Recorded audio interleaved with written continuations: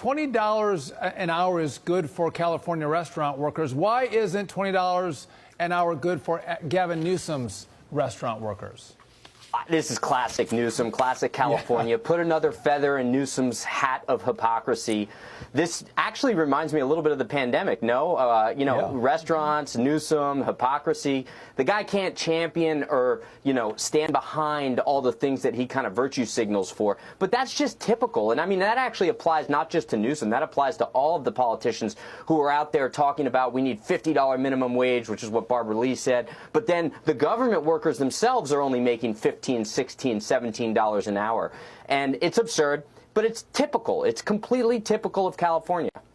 So we have immediately seen, Andrew, layoffs. We have seen price increases. So that's inflation that actually layoffs and price increases hurts the people that this new $20 minimum wage, these politicians claim they're trying to help.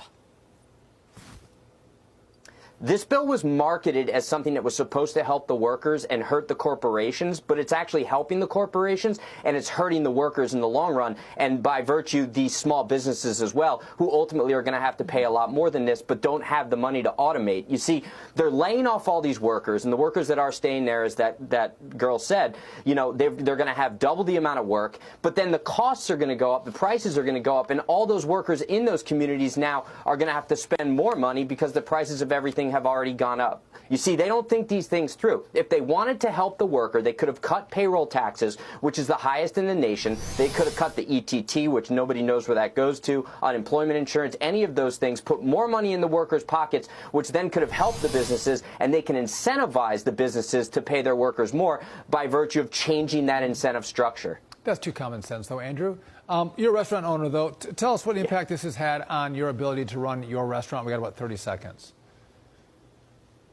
Well, I think in general what this is going to do is it's going to kind of change the whole entire economy because prices are going to go up so significantly, and we're going to see that from the distributors, from the food products, all around, even if you're not part of this kind of fast food coalition that got targeted by this bill. You see, because by proxy, they're targeting everybody. So it's going to be difficult. Fortunately, we pay our workers a ton of money because we believe in this, but we're not doing it because the government's mandating us to.